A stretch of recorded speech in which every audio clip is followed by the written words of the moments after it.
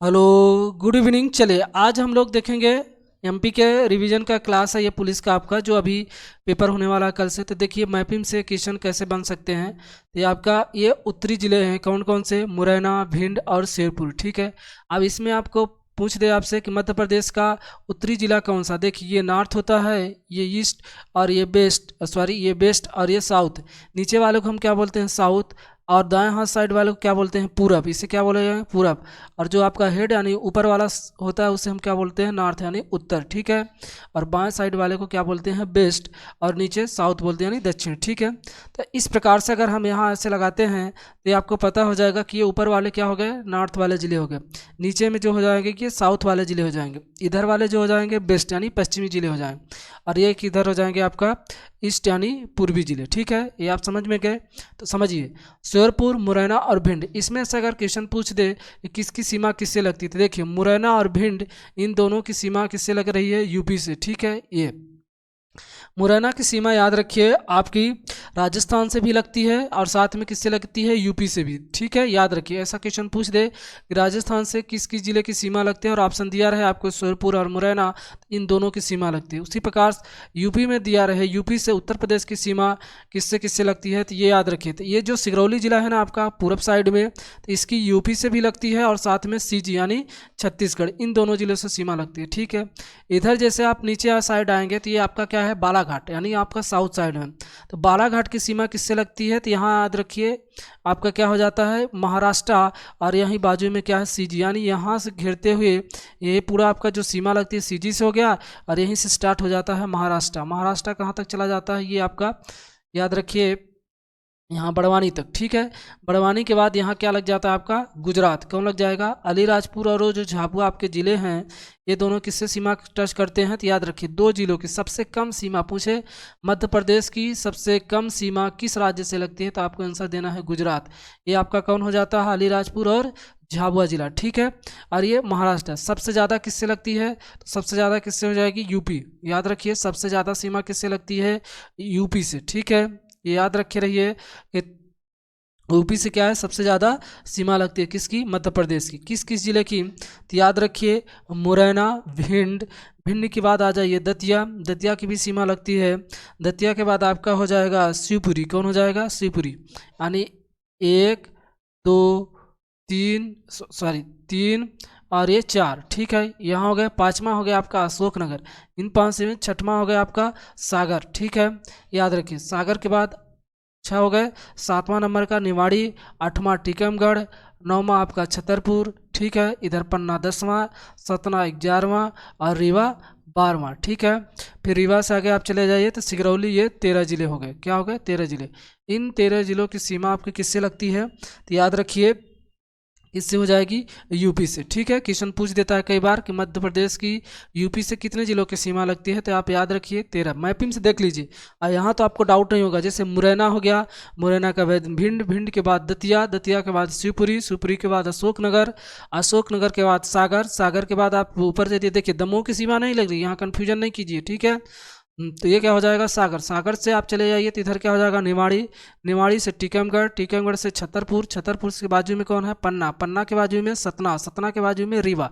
इनकी सीमा लगती है। फिर रीवा से सीधी की सीमा नहीं लगती है, याद रखे रहिए यूपी से। ये क्वेश्चन कई बार पूछा गया है, तो याद रखिए यहाँ पे ये ब्लॉक हो जाता है, यानी ब्लॉक हो जाता है। ठीक है, ये सिगरौली की सीमा टच है। ये बगदरा वाला जो आपका एरिया आता है ना, तो वो यूपी, वो किस जिले में आजकल आने लगा है, वो सिगरौली में। जब सीधी और सिगरौली का विभाजन हुआ, उसके पहले सीधी में आता था बगदरा वाला है, इसलिए सीधी की सीमा लगती है। अभी फिलहाल वर्तमान समय में सिगरौली की सीमा जो है, तो सीधी की सीमा यूपी से आपकी टच नहीं होती। अब किसकी लगने लगी है, सिगरौली की। कब से बना है जिला ये, 24 मई 2008। ठीक है। अब इधर आ जाइए। अब यहाँ छत्तीसगढ़ को हम लोग कवर करते हैं, तो यहाँ से देखिए सिगरौली की सीमा लगेगी, सीधी की लगेगी, सीधी के बाद शहडोल की लगेगी, शहडोल के बाद अनूपपुर की लगेगी, अनूपपुर के बाद डिडोरी, डिडोरी के बाद मंडला, मंडला के बाद आपका किसकी हो जाएगी, बालाघाट। तो देख लीजिए क्या हो जाएगा ये, एक, दो, तीन। ठीक है, ये कलर नहीं दिख रहा, तीन। और ये आपका चार, ये चौथा जिला हो गया। ये आपका पांचवा जिला। और बालाघाट कौन सा हो जाएगा आपका, छठवां जिला। छह जिलों की सीमा किससे लगी आपकी, सीजी से। किससे लगी, सीजी से। ठीक है, याद रखिए। उसके बाद आप देख लीजिए यहाँ से महाराष्ट्र की, तो महाराष्ट्र के एक, 2 सिवनी 2, छिंदवाड़ा 3, बैतूल 4, ठीक है, बैतूल हो गया आपका 4, खंडवा हो गया 5, बुरहानपुर हो गया 6, खरगोन हो गया 7 और बड़वानी हो गया 8। इन 8 की सीमा किससे लग जाएगी आपकी? महाराष्ट्र से, ठीक है। उसके बाद अलीराजपुर 1 और झाबुआ 2, ठीक है। इनकी सीमा किससे लगेगी आपकी? गुजरात से। किसकी लग जाएगी आपके यहाँ से? गुजरात से, ठीक है। उसके बाद रतलाम 1, मंदसौर 2, नीमच 3 और आगरमालवा 4, राजगढ़ 5 और आपको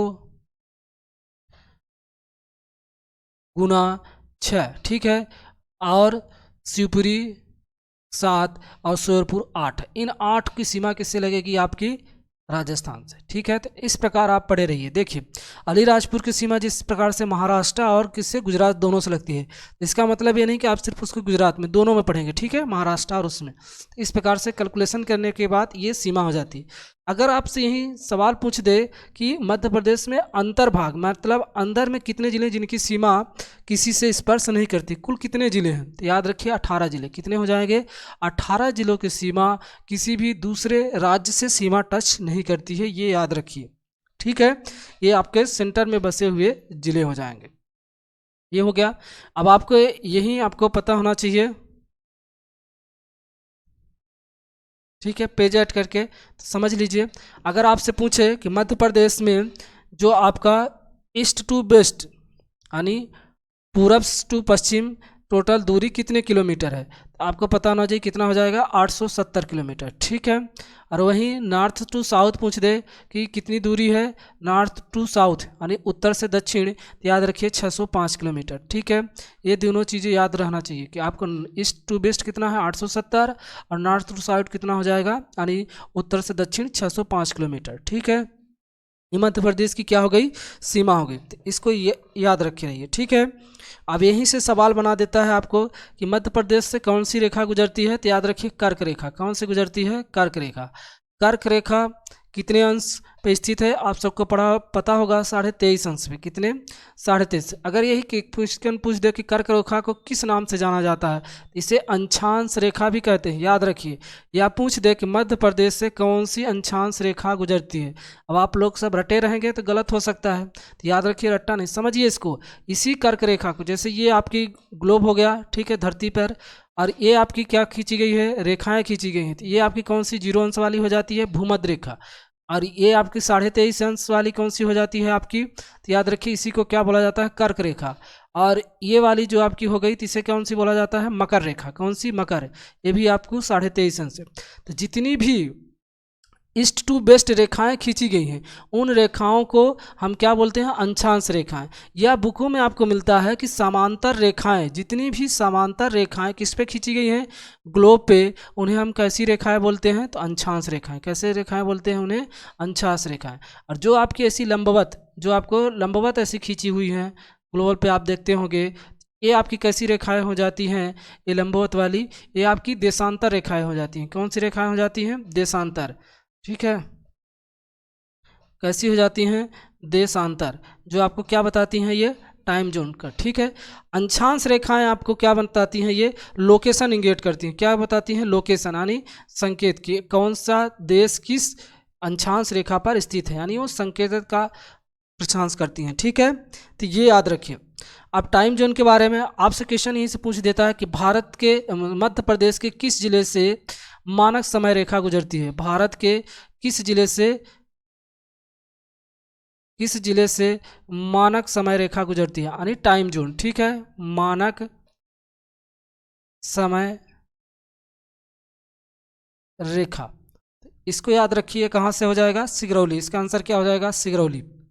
लेकिन पूछ दे कौन सी देशांतर रेखा है जो आपको टाइम बचाती है, तो याद रखिए 82.5 अंश। कौन सी हो जाती है आपको? 82.5 अंश जो हो जाती है, ये आपको क्या बताती है? टाइम। तो किस जिले से गुजरती है? मध्य प्रदेश के सिगरौली जिले से। ये चीज़ याद रखिए, ठीक है। तो ये आपके कहाँ से गुजरती है? सिगरौली से। और यहीं से सवाल बनाता है कि मध्य प्रदेश में सबसे पहले सूर्य कहाँ उगता है? सबसे पहले सूर्य कहाँ उगेगा? तो याद रखिए वो कहाँ हो जाएगा? सिगरौली में। कहाँ? सिगरौली में। कहाँ हो जाएगा? सिगरौली में, ठीक है। बाद में पूछेगा तो कहाँ हो जाएगा, सबसे पश्चिमी में जो जिला होगा, तो देख लीजिए सबसे पश्चिमी जिला कौन सा आपका, अलीराजपुर। झाबुआ मत टिक कीजिएगा, कौन सा हो जाएगा आपका, अलीराजपुर, ठीक है। तो कौन सा हो जाएगा आपका, अलीराजपुर, कौन सा हो जाएगा आपका, तो याद रखिए सबसे बाद में कहाँ हो जाएगा, अलीराजपुर, ठीक है। यहाँ सबसे बाद में सूर्य क्या होता है आपका, गुजरता है। कितने मिनट का अंतराल रहता है, ऐसा भी क्वेश्चन पूछ दे, याद रखिए 34 मिनट का, कितना, 34 मिनट का अंतराल रहता है, ठीक है, ऐसा माना जाता है, ठीक है। तो याद रखिए ये मध्य प्रदेश के क्या हैं, सीमावर्ती राज्यों हो गए, ठीक है। चलिए आगे चलते हैं और यहीं से देखते हैं कि मध्य प्रदेश से कर्क रेखा कहाँ कहाँ से गुजरती है, ठीक है। चलिए देखते हैं आगे। तो ये देख लीजिए, आपको हम सभी मैप के थ्रू बता दिए हैं, तो आप देख लीजिए ये आपका कौन सा है, उत्तरी जिला हो जाता है, और ये आपका कौन सा हो जाता है, अलीराजपुर पश्चिमी जिला, ठीक है। और दक्षिणी जिला कौन सा हो जाता है, बुरहानपुर, और पूर्वी कौन सा हो गया आपका, ये सिगरौली वाला, ठीक है। अब मध्य प्रदेश से मानक समय जो रेखा गुजरती है इसके बारे में जान लीजिए, ठीक है। मध्य प्रदेश से मानक समय रेखा कहाँ से गुजरती है, किस जिले से पूछता है, तो कई बार सवाल बनाया हुआ है, तो याद रखिए सिगरौली से। तो याद रखिए कि भारत में मानक समय रेखा कहाँ से निकलती है, ठीक है। तो ये याद रखिए नैनी नामक एक स्थान है, कहाँ मिलता है स्थान आपको, प्रयागराज में, आपको ऑप्शन में प्रयागराज दिया रहे या मिर्ज़ापुर, इसी दो ऑप्शन में आप टिक कर देंगे, इन्हीं दो स्थानों से आपकी ये निकलती है, ठीक है। ऑप्शन के अकॉर्डिंग आपको आंसर देना पड़ेगा, प्रयागराज दिया रहेगा तो प्रयागराज, एग्जैक्ट आपका जो है, अगर मिर्ज़ापुर दोनों दिया है तो एग्जैक्ट आपका लोकेशन कौन सा हो जाएगा, मिर्ज़ापुर, ठीक है। याद रखिए यहाँ से गुजरती हुई है, यानी यूपी को टच की, यूपी से कहाँ आई, एमपी में, एमपी के बाद कहाँ चले जाती है, सीजी, सीजी के बाद उड़ीसा, ठीक है, उड़ीसा के बाद कहाँ पहुँच जाती है, आंध्र प्रदेश। यानी भारत में 5 राज्यों से आपकी मानक समय रेखा गुजरती है, चीज़ याद रखिए, ठीक है। ये हो गई आपकी मानक समय रेखा। अब आप देख लीजिए मध्य प्रदेश की स्थिति, देख रहे हैं मध्य प्रदेश की 21.6 डिग्री उत्तरी अक्षांश से लेके, ठीक है, कितने तक है आपका, 26.30 उत्तरी अक्षांश तक, ठीक है। और ये आपका कौन सा हो जाता है, 74, पूर्वी देशांतर में कितना है, 74 यानी 74.9 पूर्वी देशांतर से लेके कितना हो जाता है, 82.48 डिग्री पूर्वी देशांतर, ठीक है। ये मध्य प्रदेश की क्या हो गई, लोकेशन यानी स्थिति, मध्य प्रदेश कहाँ से किस अक्षांश रेखा के बीच स्थित है। अब हम देख लेते हैं कर्क रेखा, ठीक है। कर्क रेखा ये जो आपको गुजरती है कितने डिग्री पे रहती है, 23.5 डिग्री, कितने पर, 23.5 डिग्री, ठीक है। इसको कौन सी रेखा के नाम से भी जाना जाता है, तो याद रखिए अक्षांश रेखा के नाम से भी जाना, यानी ग्लोबल पे जो ऐसी समांतर रेखाएं खींची गई हैं उन्हें हम क्या बोलते हैं, अक्षांश रेखाएं, ठीक है। तो याद रखिए मध्य प्रदेश में कर्क रेखा किस किस जिले से गुजरती है, तो देख लीजिए मैप में, पहला रतलाम, रतलाम के बाद उज्जैन, उज्जैन के बाद आगरमालवा, आगरमालवा के बाद राजगढ़, राजगढ़ के बाद आपका सीहोर, सीहोर के बाद भोपाल, भोपाल के बाद विदिशा, विदिशा के बाद आपका कौन सा आ जाता है, रायसेन, रायसेन के बाद सागर, सागर के बाद याद रखिए दमोह, दमोह के बाद जबलपुर, जबलपुर के बाद कटनी, कटनी के बाद उमरिया, उमरिया के बाद शहडोल, यानी 13 जिलों से आपकी कर्क रेखा आपकी गुजरती है, ठीक है, मध्य प्रदेश में, कहाँ, मध्य प्रदेश में, ठीक है, ठीक है। तो कितना हो जाएगा, 14 जिलों से, ठीक है। ये याद रखिए मध्य प्रदेश में कर्क रेखा, कौन सी, कर्क रेखा, ठीक है। अगर यही सवाल बना दे कि भारत से कर्क रेखा कितने राज्यों से गुजरती है, तो आप याद रखिए 8 राज्यों से, कितने राज्यों से, 8 राज्यों से। इसका एक ट्रिक भी है, याद रखिए मित्र पे, मित्र पे क्या हो जाता है, गमछा झार, ठीक है। तो देखिए माँ से क्या हो जाए, अब यहाँ ट्रिक्स के हिसाब से नहीं, यहाँ पहले राज्यों के हिसाब से दिया है, तो देखिए ग से क्या हो जाएगा, गुजरात, और र से क्या हो जाता है आपका, राजस्थान, और म से क्या हो जाता है यहाँ पे, मध्य प्रदेश, छ से क्या हो जाता है आपका, छत्तीसगढ़, झ से क्या हो जाता है आपका, झारखंड, और पे यानी इससे किस्सा क्या हो जाता है, पश्चिम बंगाल, और त्र से क्या हो जाएगा, त्रिपुरा, और मी से क्या हो जाएगा, मिजोरम। इस प्रकार 8 राज्यों से आपकी कर्क रेखा गुजरती है, कहाँ, भारत में, ठीक है। याद रखिए कितने राज्यों से, 8 राज्यों से। ये सवाल कई बार आपको बना देता है, ठीक है। चलिए आगे हम देखते हैं, ठीक है। आगे चलिए देखते हैं पठारों से, ठीक है। तो अब ये आप देख लीजिए ये जो आपके ज़िले हो जाते हैं ये कौन सा ज़िला हो जाता है, तो याद रखिए मध्य प्रदेश में कौन सा ज़िला हो जाएगा आपका मंदसौर। कौन सा हो जाएगा, मंदसौर और नीमच, ये दोनों जिलों मध्य प्रदेश किस में क्षेत्र में आते हैं, तो याद रखिए मध्य भारत पठार का हिस्सा है। यानी ये जो लोकेशन है आपको दिखाती है ना, ये सब ये जो भी क्षेत्र यानी ये राजस्थान के ज़िले और कुछ मध्य प्रदेश के ज़िले, इन सबको कैलकुलेशन कहाँ की जाती है, ये मध्य भारत पठार में। ठीक है, तो ये क्या हो जाते हैं आपके मध्य भारत पठार। ये आपका जो यहाँ के बाद देखिए यहाँ भिंड, सॉरी आप यहाँ क्या पढ़ते हैं श्योरपुर, श्योरपुर के बाद मुरैना, मुरैना के बाद भिंड, भिंड के बाद जो नीचे दतिया वाला जिला है, कौन सा वाला, दतिया जिला। कौन सा जिला आपका दतिया, दतिया से जस्ट ये आपका पूरा दतिया जिला हो गया, ये बुंदेलखंड पठार का हिस्सा है। और इधर आपका निमाड़ी, निमाड़ी के बाजू में जस्ट कौन सा है आपका टीकमगढ़, ये भी आपका किससे हो जाता है, ये पूछ देगा कि बुंदेल पठार के, बुंदेल पठार का कौन कौन से मध्य प्रदेश का हिस्सा है या कौन कौन से जिले हैं, तो दतिया याद रखे रहिए और निमाड़ी और टीकमगढ़। ठीक है, पन्ना और छतरपुर ये भी आते हैं। ठीक है, ये याद रखिए रहिए। ये आपका मालवा पठार, यानी यहाँ से ही मालवा के पठार से आपकी कौन सी विंध्याचल पर्वत श्रेणी गुजरती है। ये जितने भी नीमच और मंदसौर के नीचे वाले जितने भी जिले हो जाते हैं, जैसे रतलाम, झाबुआ, अलीराजपुर, और ठीक है यहाँ पे आपका आ जाता है कौन सा, राजगढ़ हो गए, विदिशा हो गया, भोपाल, और ये सभी जितने भी जिले आते हैं कहाँ आते हैं आपके मालवा पठार में आएंगे। कहाँ तक, ये आपका पूरा मालवा का पठार है।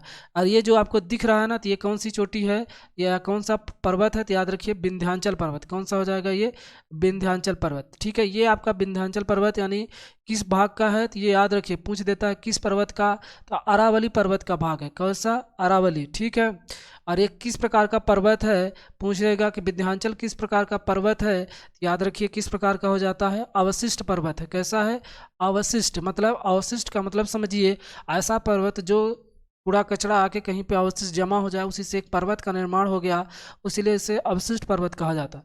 और ये आपकी विंध्याचल पर्वत निकल रही है। विंध्याचल को हम 3 भागों में पढ़ते हैं। ठीक है, तो याद रखिए कौन कौन सा हो जाता है, विंध्याचल, विंध्याचल के बाद आपका दूसरी कौन सी हो जाती है, तो याद रखिए भांडेर। कौन सी हो जाती है, भांडेर। ये आपकी जो चोटी जा रही है किसकी हो जाती है, भांडेर।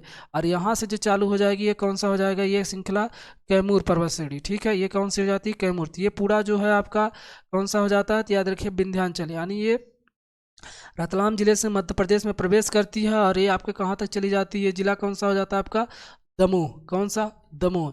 यहीं से आपसे सवाल कई बार बनाया हुआ है कि मध्य प्रदेश की सबसे ऊंची चोटी कौन सी हो जाती है, तो आप पढ़े होंगे सद्भावना उसी को नाम से जाना जाता है, या उसी को नाम, और वो किस नाम से जाना जाता है, गुडविल के नाम से नाम जाना जाता है, और उसी को बोला जाता है कालूमार। ठीक है, कौन से हो जाता है, कालूमार। ठीक है, इनकी लेंथ कितनी है, तो याद रखिए 752 मीटर है। कितनी हो जाएगी आपकी, 752 मीटर लेंथ हो जाएगी, याद रखिए रहिए। ठीक है, ये आपको कहाँ से, तो दमोह जिले में पाई जाती है। ठीक है, याद रखिए। और इधर आप आ जाइए, तो ये बुंदेलखंड पठार है। बुंदेलखंड पठार की सबसे ऊंची चोटी कौन हो जाती है, सिद्ध बाबा। पूछ दिया जाता है कि मध्य प्रदेश में किस जिले में पाई जाती है, तो ये दतिया में। कितना है, 1172 यानी 1172 मीटर। ठीक है, ये याद रखे रहिए। अब आते हैं आगे, ये आपका जो बुरहानपुर दर्रा तक, ये आपका सतपुड़ा रेंज है। कौन सी है, सतपुड़ा पर्वत। ठीक है, ये कौन सी हो जाती है, सतपुड़ा। सतपुड़ा यहाँ से आपका गुजरती है। अब इसको भी 3 भागों में पढ़िए, तो यहाँ तक देख रहे हैं ना बुरहानपुर दर्रा तक, इसे किस नाम से जाना जाता है, राजपीपला के नाम से। किस नाम से, इसको राजपीपला। राजपीपला के बाद यहाँ से आपकी जो आती है, और ये कौन सी हो जाती है आपकी, महादेव। कौन सी हो जाती है, महादेव। कहाँ तक आपका, ये मंडला वाले ज़िले तक। ठीक है, मंडला से जस्ट ऊपर जब अब ये जाती है तो इसको किस नाम से जाना जाता है, मैकल के नाम से। किस नाम से, मैकल श्रेणी के नाम से। ठीक है, तो अब यहीं से क्वेश्चन पूछ दे आपसे कि सतपुड़ा की सबसे ऊंची चोटी या महादेव की सबसे ऊंची चोटी कौन हो जाती है, धूपगढ़। ठीक, 1350। दूसरी चोटी आपको नाम पता होना चाहिए, पे चौड़ागढ़। कौन सा, चौड़ागढ़ है, जिसकी ऊंचाई कितनी है, तो याद रखिए 1326 मीटर। कितना हो जाएगी, 1326 मीटर। ठीक है, ये भी याद रखिए, आजकल पूछे रंगला है। मध्य प्रदेश में दूसरा कौन सा सबसे ऊंचा स्थान है, पहला तो आप पढ़े हुए हैं कौन सा, पचमढ़ी या धूपगढ़। अभी दूसरा कौन सा आने लगा है, तो याद रखिए 1326 मीटर। कौन है, जिसका स्थान का नाम है चौड़ागढ़। ठीक है, ये भी किस हिमालय का भाग है, तो महादेव। और ये भी कहाँ पाया जाता है आपको, होशंगाबाद ही जिले में पाया जाता है। ठीक है, इसीलिए आपसे यहाँ से सवाल बनाता है कि 32 पहाड़ियों से घिरा हुआ कौन सा राष्ट्रीय उद्यान है। 32 पहाड़ियों से घिरा हुआ कौन सा राष्ट्रीय उद्यान हो जाता है, तो याद रखिए सतपुड़ा।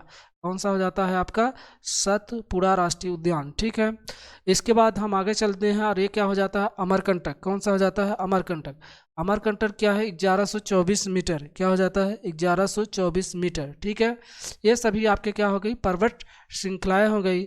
इन सभी चीज़ों को आप याद करके रखिए, यहाँ से भी सवाल बना सकता है। ठीक है, ये रीवा पन्ना का पठार होगा। कैमूर पर्वत श्रेणी, कैमूर की सबसे ऊंची चोटी पूछे तो इसका सबसे ऊंचा स्थान जो आपका आता है तो कहाँ आता है, रीवा में गोविंदगढ़ तहसील है वहीं पे। गोविंदगढ़ में आपका मध्य प्रदेश का आम अनुसंधान केंद्र भी है। ठीक है, याद रखिए यहीं से।